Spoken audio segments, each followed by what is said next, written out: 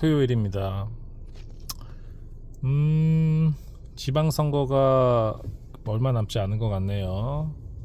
사실상 각 당이 선거 모드로 들어갔는데 미리 말씀드리지만 제가 지지하고 따르는 동작을, 개혁신당 동작을 이 의원님의 후원회장을 맡을 것 같아요.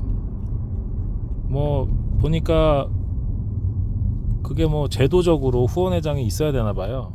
그런 것도 있고 뭐 등록하고 뭐 제가 할 수 있는 거는 그저 이제 돈 모아드리고, 후원회장이라는 게 그런 거 아니겠어요? 저도 좀 내고 주변의 의사분들한테 좀 문자 좀 돌리고 돈 좀 모아드리고, 그게 제가 할 일인 것 같긴 한데, 어쨌든 이 의원 마마님께서 제가 필요하다 하시니 뭐 기꺼이 출격을 할 예정입니다. 기회가 된다면 뭐 중앙대병원 앞에서 트럭 위에서 한번 연설은 아니고 그냥 설명? 지역 주민들에게 설명하는 거를 한번 해볼 수는 있겠어요. 그래서 가만 생각을 해봤는데 어떤 내용을 설명할까. 제가 지금 방금 페이스북에도 올렸지만, 일단 어찌됐든 투표장에 나오시는 분들 대부분은 그저 그 당의 대표 주자를 보고 그냥 아이덴티티에 따라서 투표를 대부분 하죠. 큰 생각 없이 합니다. 이건 현실이니까 받아들이자고요. 나는 원래부터 민주당이야, 그럼 민주당 찍는 거예요. 그냥 가서 파란 당에 쭉 찍고 나오겠죠, 줄 세워서. 나는 원래 빨간 당이야 하면 뭐 특별히 고민 없이, 뭐 아무리 평상시에 국힘당 후지다 욕해도 차라리 투표를 안 하면 안 했지, 투표장에 간다는 얘기는 빨간 당을 대부분 찍으러 가겠죠. 최근에 많이 바뀌어서 그래도 개혁신당이 지난 대선에 투표율이 한 8% 나왔는데, 뭐 1000명이 있다 치면 그 중에 많으면 10명, 서울 같은 경우 서울 경기권은 뭐 최대 12명까지도 이제 나올 수 있죠. 1000표라고 치면. 적으면 8명 이렇게는 이제 개혁신당을 또 가서 찍는다고 하는 건데, 뭐 당연히 개혁신당을 찍는 분들은 굉장히 생각이 깊고 신중하신 분들이 많아서 개혁신당을 찍다가 다른 당을 찍을 수도 있죠. 뭐 그거는 그렇지만, 뭐 가정은 대략 대선의 득표율 정도 나온다고 생각을 하면 8%, 뭐 보수적으로 8%, 9%. 그런데 문제는 이제 현실적으로 뭐 시도당, 그러니까 좀 광역 단체장 선거에 나오시는 분들은 선거 비용을 굉장히 많이 쓰게 된다고 하더라고요. 뭐 중앙당에서는 비용이 얼마 안 든다 하지만 현실적으로 아무래도 쓰지 않겠어요. 적게 쓴다고 해도 쓰긴 쓰겠죠. 그리고 제가 놀란 게, 제가 그렇게 후원을 많이 하는 거는 아닌 것 같은데도 불구하고 나중에 통계를 보면 제가 굉장히 많이 했다고 통계가 나왔다고 하더라고요. 저도 이제 전에 들은 건데 그거 좀 깜짝 놀랐죠. 전국적으로 보면 우리 당이 그래도 전국 정당이니까 큰 돈 이렇게 왕창 좀 내주시는 분들이, 소위 말해 독지가라고 하죠. 그런 분들이 좀 많이 있을 줄 알았는데, 지난 대선에서도 제가 후원한 금액의 전국 등수를 전해 듣고 좀 깜짝 놀랐죠. 생각보다 이렇게 돈이 많이 거치는 것 같지는 않아요. 후원 계좌를 열어도 아마 지인들이 좀 몇 푼 도와주는 정도겠죠.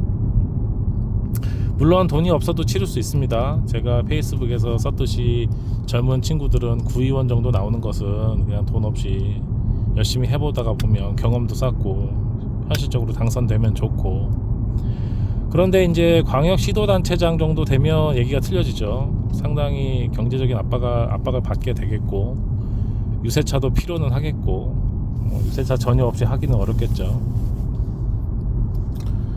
그래서 저는 제가 만약에 유세차에 오른다면, 기회가 돼서 오른다면, 시간이 되면 오르고 안 되면 못 오르겠지만 워낙 바빠서, 일단 지나가는 분들한테 오렌지당이 나왔다, 이준석만 나오고 끝난 당이 아니라, 사라진 당이 아니라 오렌지당이 나왔으니까 이게 지나가시는 분들 여기 잠깐 여기 고개 돌려서 오렌지당 나왔다는 거 좀 알고 가시라, 그 정도 간단히 얘기를 할 것 같고요. 두 번째로는 되게 현실적인 얘기를 설명을 할 것 같아요. 경제적인 관념에서. 제가 굉장히 현실적인 사람이라서 그런 것 같아요. 나는 당신들처럼 정치에 대해서 잘 모른다. 다만 확실한 건 보셔서 알지 않느냐. 당신들이 뽑아놓은 지역 일꾼들이라는 사람들이 결국에는 지역 국회의원 앞에 줄 서서 돈 주고 되는 사람들 아니냐. 그런 사람들한테 무슨 지역의 살림이 온전하게 돌아가길 기대하느냐. 그런데 개혁신당은 좀 다르다. 뭐가 다르냐.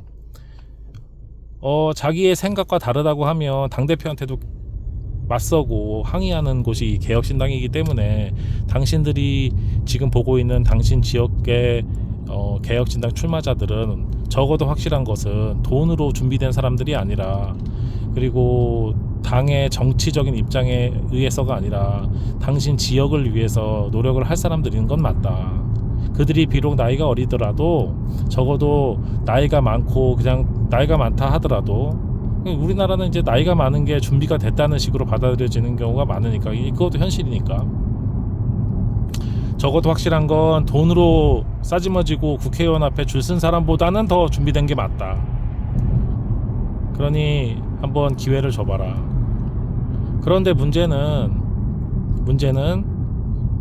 대선에서는 당신들이 투표를 한 표를 했을 때 그 사람이 당선이 안 되면 사라지는 표는 맞다. 그걸 이제 우리는 사표라고 한다.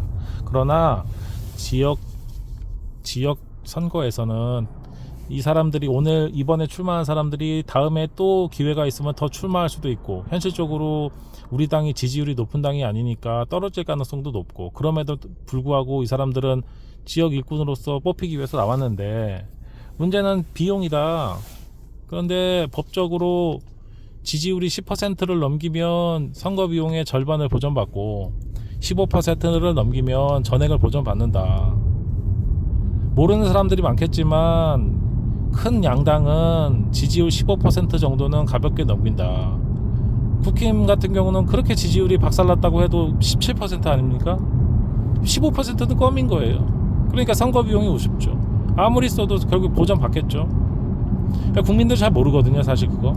그래서 그런 부분을 알려주고, 당신의 한 표가 지방선거는 사실 관심 없는 거 알고 투표율 낮은 거 아는데, 개혁신당에 적어도 관심이 있고, 개혁신당에 관심이 있지 않다 하더라도 새로운 세대의 인물들에게 적어도 준비가 많이 됐든 적게 됐든 돈에 의해서, 자기 사익에 의해서 이 자리를 가고자 하는 사람들이 아닌 사람들에게 기회를 계속 주고 싶다면, 이 사람들이 선거가 끝나고 빚더미에 눌러 앉아서 다시는 정치판을 돌아보지 않게 하는 그런 상황을 만들지 않는 의미에서 당신의 한 표는 사표가 아니다. 설사 우리 당 당원이, 우리 당 후보가 떨어진다 하더라도 이들이 10%를 또는 15%를 받는다면 분명히 다음에 빚더미에 올라앉지 않고 재기해서 또 나올 거다. 다음엔 더 준비 잘 돼서 나올 거다. 그러니까 선거날 놀러 가실 생각하고 계신 분들, 집에서 잠이나 자고 넷플릭스나 볼 생각이신 분들도 사표가 절대 아니니까 나와서 젊은 친구들한테 한 표씩 주고 가라. 얼마나 보람되냐, 사표가 아닌데 라고 말하고 싶네요. 문제는 이런 설명이 되게 1등을 향해 달려가고 있는 우리 당 후보들에게는 기운 빠지거나 되게 뭐랄까요, 되게 배반 행위라고 생각될 수도 있겠죠. 만약에 그런 여론이 많다면 당연히 저는 할 수는 없겠죠. 일종의 해당 행위라고 들릴 수도 있기 때문에. 어쨌든 현실적인 제 생각은 그렇습니다. 뭐 제 유튜브고 제 생각, 제 브레인을 누구 생각대로 바꿀 수는 없는 노릇이니, 제가 생각하는 지지자들이 해야 될 일은 그런 거 아닌가. 뭐 정책에 대해서 비판하고 생각을 같이 해주는 거 정도도 좋지만, 제가 볼 땐 그 역할을 주로 해야 될 사람들이 당에 있는 중앙당 사람들 또는 네임드들이라면, 현실적으로 지지자들은 이들이 잘 보호받고 온전히 정치 잘할 수 있게 현실적인 것들을 잘 도와주는 게 지지자들의 진짜 할 일이 아닌가라는 생각이 들어서요, 오늘은 이제 그런 생각을 해서 잠깐 제 생각을 남겨보았습니다.